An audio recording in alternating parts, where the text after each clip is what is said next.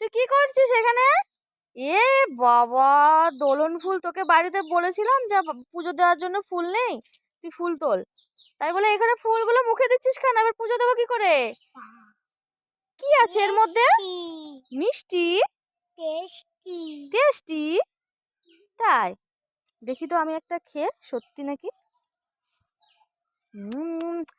Ankush, heavy tasty তো, মধু। আমার তো আবার কাশি হয়েছে।